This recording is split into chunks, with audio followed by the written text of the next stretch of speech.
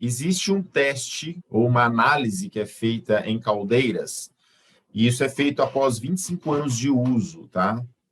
A gente chama de integridade, né? Que é a inspeção de integridade em caldeiras. Inclusive, eu já fiz um treinamento gratuito desse tema há um tempo atrás. Como que funciona isso? Alguns testes e ensaios são realizados, que são itens complementares à inspeção periódica, porque você precisa calcular a vida remanescente nessa inspeção de 25 anos, para saber quanto tempo a caldeira ainda tem de vida útil, e, ao mesmo tempo, você precisa laudar e falar se ela está íntegra ou não, porque é uma avaliação de integridade. Como que você avalia, por exemplo, a integridade de um material? Através de análises. E a análise mais pontual e específica é a análise metalográfica. Então, vocês são engenheiros, vocês devem ter tido aí a matéria, né, que é a ciência dos materiais, ou metalurgia dos materiais metálicos, ou algo assim. Então, você sabe o que é uma metalografia? É um estudo ou uma análise feita através de um microscópio, né, do material. E aí você vê grãos lá, né, porque nós estamos falando de um aço carbono.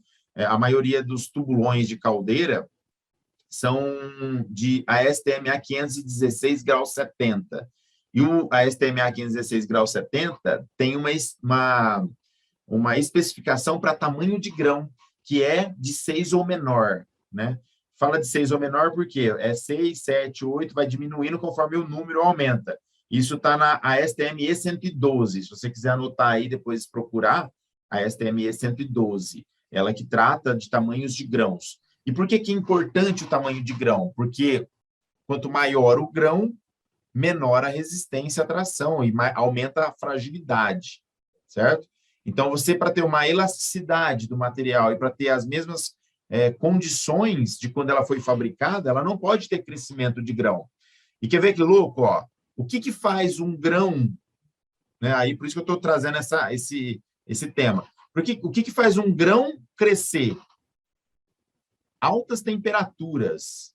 Então, a caldeira, por exemplo, quando você faz o cálculo de uma caldeira, você vai usar o ASME 1 para cálculo, mas você usa o ASME 2, que é o código que traz a lista de material, e você vai calcular ele com base na temperatura. Então, se você fala assim, eu vou ter uma caldeira de vapor saturado, então esse vapor ele vai chegar até 260 graus, por exemplo.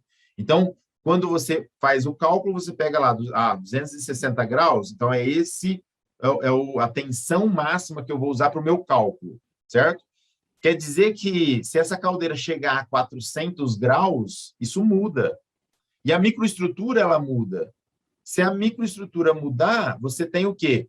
Um decréscimo na resistência. Então, um equipamento, uma chapa de aço carbono, que tem uma resistência mecânica, ou uma tensão de, sei lá, 500 megapascal de resistência mecânica, né, que é o caso do ASTM 516, grau 70. E aí você tem uma elevação, ou um aumento do grão devido a altas temperaturas, você vai ter o quê? Uma resistência menor. Então, vai baixar para 400, 350 MPa. É a mesma coisa da dureza em HB. Existe uma relação empírica entre a dureza em HB e a resistência à tração. E essa relação empírica é o seguinte, quanto maior a dureza, maior a resistência, não é?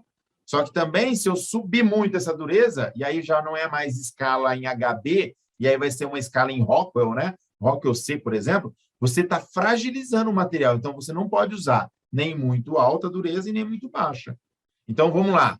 Esse material ele tem que ficar em torno de 150 a 170 HB. Quando você faz a integridade, um dos ensaios que você vai executar é ensaio de dureza, para saber qual que é a relação empírica entre a dureza e a resistência. Se der 90 HB, algum problema tem. Pode ser uma descarbonatação também, se você não preparar bem, né?